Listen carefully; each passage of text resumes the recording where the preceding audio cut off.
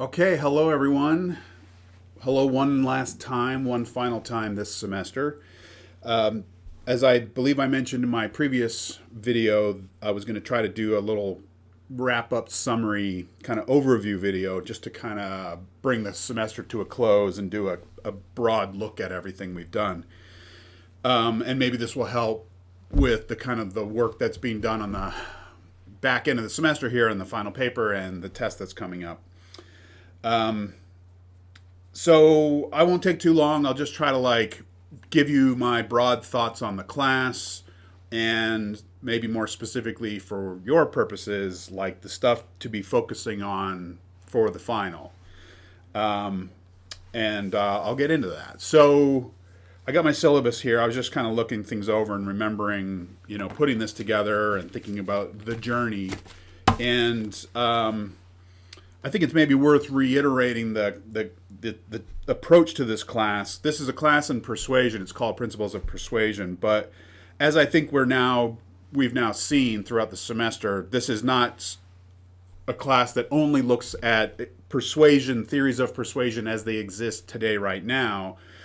It's become clear that, and I even had a conversation about this with my colleague David Gruber a few days ago. I just was like, what's your take on the relationship right now between rhetoric and persuasion? Because we're both rhetoric scholars, but this is the first time I've taught a persuasion class. And it's sort of like, even though we kind of always are talking about persuasion, we rarely talk about persuasion directly. Like if you go to the NCA conference that they have every November, every year, just happened a few weeks back, and if you look through the big fat program of all of the different sessions and panels and papers and presentations, there's a rhetoric division. The rhetoric division of the NCA organization is the largest division, or one of the largest. And I think you could look through the hundreds of presentations that are happening on any given convention weekend, and I doubt you would find many that included any discussion of persuasion or any direct discussion of persuasion. So even though kind of rhetoric began with Aristotle, if we kind of cite Aristotle as that beginning point, rhetoric began as an investigation into how it is that we persuade each other, right? Over the years, over the millennia, there's been a kind of swerving relationship between what is rhetoric and what is persuasion. And I think it's fairly obvious to say that today in the academy, persuasion is not really the province of rhetorical scholars anymore. It more belongs to the psychologists, the social psychologists, the economists, the behavioral economists, marketers, like the world of kind of corporate consumer production, consumption, how to find eyeballs and bodies and gain access to wallets and so on. So it's an interesting relationship today to think about rhetoric and persuasion. And the easiest way to say this is they're not synonymous, right? If you ask 100 rhetoric scholars today, what is rhetoric? You're going to get a whole bunch of different answers, and probably not many of them will include the word persuasion. And if you go ask 100 persuasion theorists what they think persuasion is, chances are you're not going to get a lot of terminology with rhetoric in there, right? And so why am I saying all this? Well, because this class has offered a rhetorical approach to the contemporary kind of question of persuasion, right? So we started off this semester, and I think by now we all are pretty comfortable with the kind of the shape of the class in terms of starting with the kind of the strictest, tightest, most recognizable forms of persuasion in terms of deliberate sender attempts through language, through some form of medium language, to influence and sway and move some audience, right? It's deliberate, it's intentional, you're using very sort of strategic means to try to achieve a certain kind of outcome. That's where we began. And we saw, the kind of the distinctions between the central brain stuff, the logos kind of centric stuff, and we saw the kind of the peripheral stuff as being important, but also kind of lower level consciousness. And we were kind of working with these distinctions early on. And I think as we have progressed throughout the course, we've seen the the fading away of that central logos substantive warrant centric stuff. Where did we finally lose that? I don't know, maybe around unit 3 or 4. And then we start moving more specifically into strictly peripheral, low attention, low kind of awareness, creaturely brain, pathos-driven, desire, affect, visceral, body-centric kind of stuff. So more logo-centric stuff is more brainy, cognitive, focused, deliberate, conscious, efforts to think about things. But as we've gone on, we've looked at how it is that we can still be persuaded and moved around by stuff, even when it's not kind of engaging that central brain processing, right? And to be honest, that's more of where I see the interesting and troubling stuff that's going on here. So my hunch is that if you asked a persuasion theorist, so like a social scientist scholar in psychology or behavioral economics, if you showed them this syllabus and said, what do you think about it, they would probably cut it in, halfway through the semester and say everything after this isn't persuasion anymore, right? Persuasion is that kind of conscious, deliberate, everyone knows what's going on. My attitude is, fair enough, but this other stuff still matters, and so that's where the more rhetorical approach to thinking about persuasion kicks in, because I would suggest that rhetoric is a bigger container today than persuasion, which is pretty tight. That whole Perloff book is really great in terms of this is what persuasion scholarship today, and most of that's over the past 60, 70 years or so, this is what persuasion theory is up to today. And you're not finding much rhetoric in there, right? So again, you have a rhetoric professor teaching a class on persuasion, trying hard to think about the specific sort of conversations about persuasion theory that are operant right now, but also trying to bring in a slightly broader perspective in terms of rhetorical considerations of influence and pushing and pulling us around and affecting not just brains and conscious thoughts, but bodies and sensations, and reaching us and pushing and pulling us around, us as individuals, us as agents, us as users of devices and technologies and mediums, us as members of potential audiences, right? The stuff that we just kind of interface with all day, every day, and to be thinking a little bit more granular, a little bit more detailed about the stuff that's kind of coming at us. And I hope that has been a fruitful journey for you. I think it's really important to understand all the different ways that we are groped after by discourse. And when I say discourse, I mean capital D in the broadest sense of technologies and artifacts and messages and the whole kind of range of stuff that's coming at us. It doesn't have to be language-based. It doesn't have to be symbolic. Doesn't have to involve words, in my opinion, as a rhetoric scholar, to be talking about persuasion. And maybe it's easier to just talk about suasion or being moved or influenced or bumped or pushed or kind of cajoled or whatever. There's a lot of language, a lot of terminology we can bring in here that goes beyond sort of strict persuasions kind of terminology. But I think, again, it matters, and it's part of the kind of the continuum of thinking about persuasion from the strict, formal, deliberate, right, explicit examples that we saw early in the semester to algorithms. We ended off talking about algorithms, things that we cannot see, things that do not have consciousness, things that do not have intent on their own. These are devices, these are tools, these are mediums that the point is, though, is they affect so much of who we are, how we live, what we do. And they operate in largely invisible ways. And for me, the very invisibility, the very opaqueness of the influences that are coming at us is what warrants our paying attention and squinting and thinking about where is it coming from, what's coming at me. All right, so that's my kind of bias as a scholar coming into this class. I study screens and I study sugar. These are representations for the kind of the big worlds of activity that I'm interested in. Screens is this technology media stuff and how it pushes us around. And then the food system, which is what I've been doing for the last decade or so, and thinking about food and taste and how it is that our bodies and how it is that our like everyday lives and habits are shaped by choices that are made elsewhere, technologies that exist all over the place, practices, and so on and so on and so on, right? And so I'm really interested in this business of how it is that we are pushed and pulled and yanked around by discourse in a big sense. Again, you can think about discourse in ways that don't necessarily involve words, but if they are involving design, thinking about affordances, thinking about the algorithmic stuff, if there's design, human design that's going into things that then go and influence other people out there, that to me is fair game for our consideration.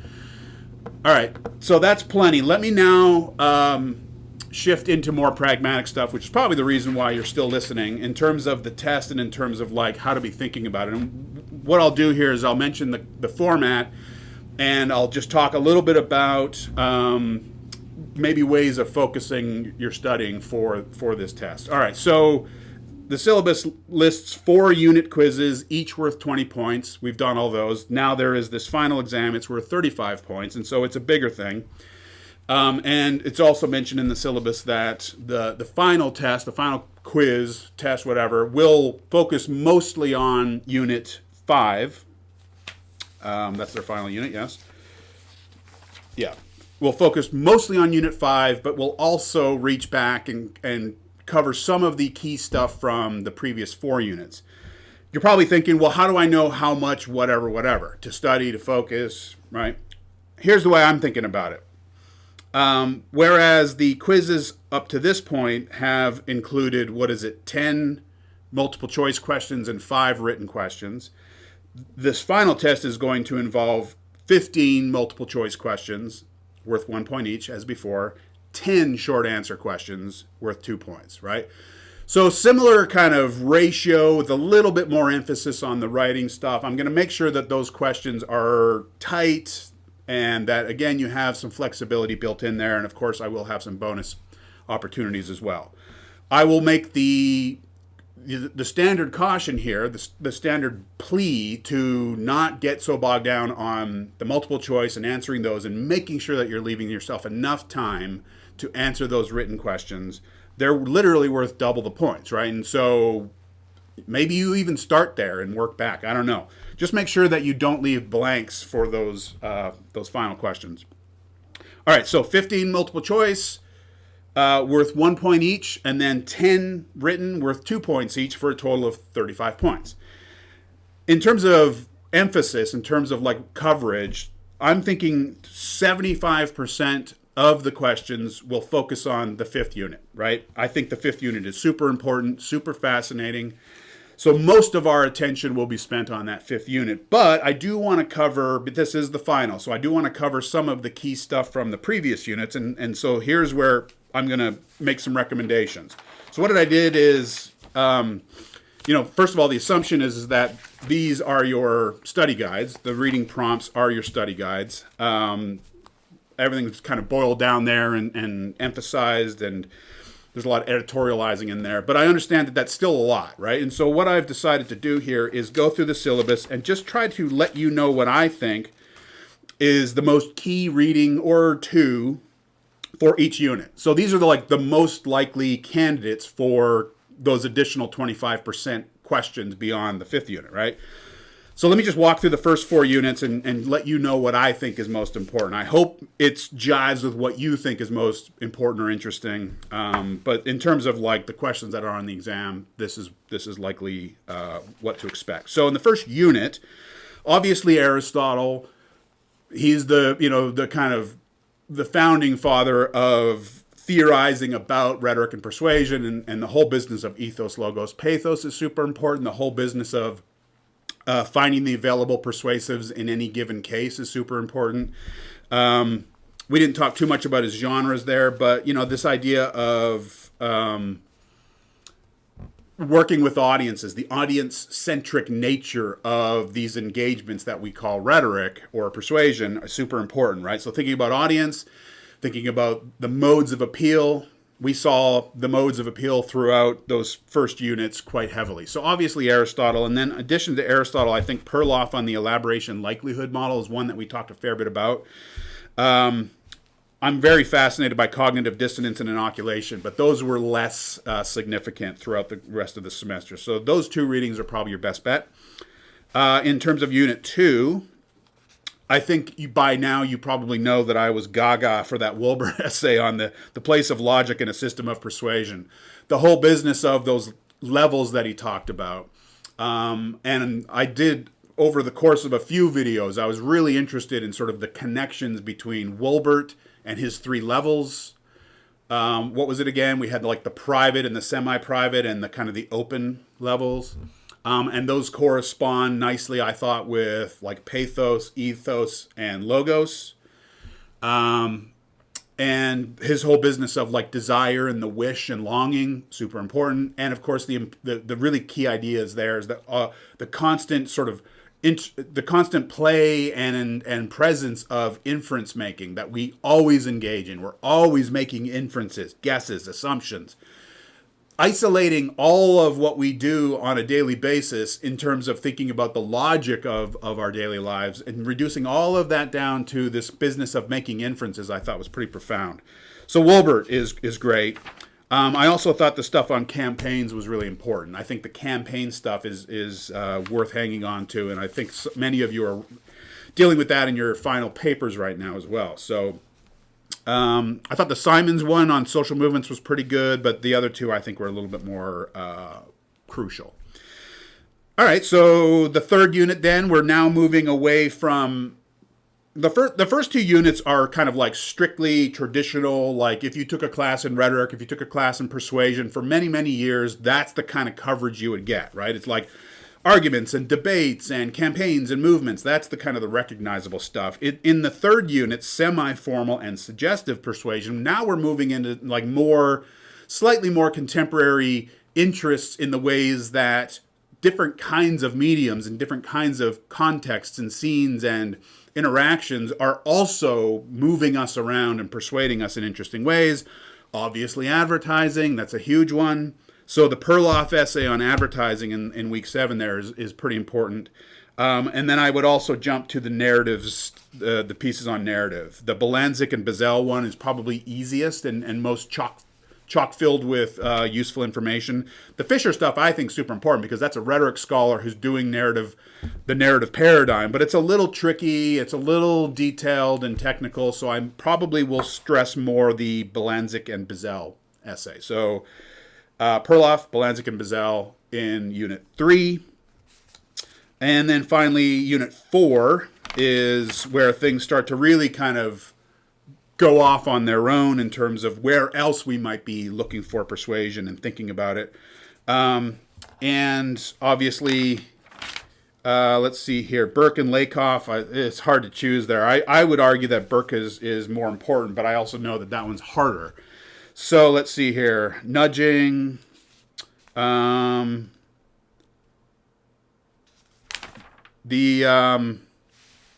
hard to choose this one, sorry. I think the Berdichevsky and Neuenschwander one on ethics of nudging or captology is really key. And then let me choose one more here. Gosh, it's probably got to be Sunstein on nudging. You'll probably still see something in there on Burke and Lakoff, but maybe just one or two. So that's kind of it. So those are the first 4 units. Like I said, the Unit 5 will comprise most of the questions, and then the other questions 25% of the questions will come from those first 4 units, and the readings that I just mentioned are the most likely candidates, already at 20 minutes here. So hopefully that's helpful. Now you have the format. Now you have a little bit more on kind of how to strategize your planning for that.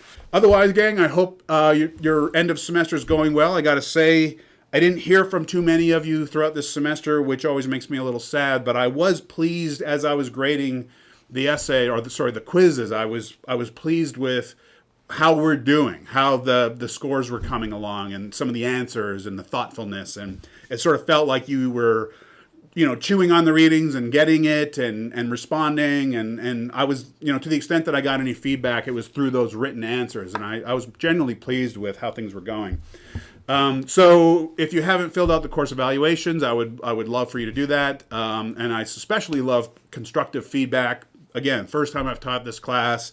I know a fair bit about rhetoric and a fair bit about persuasion, but I have not done this class in this way until now. And so if you have any feedback, I'd love to hear it. So otherwise, best of luck with the papers. Best of luck with the tests. I know next week's going to be probably a stressful one for all of us, but we're almost there. You're doing great. And I'm just going to wish you all the best and have great holidays and be safe. And if you're traveling, wishing you the best. Hope to see you down the line at some point. Thanks, gang.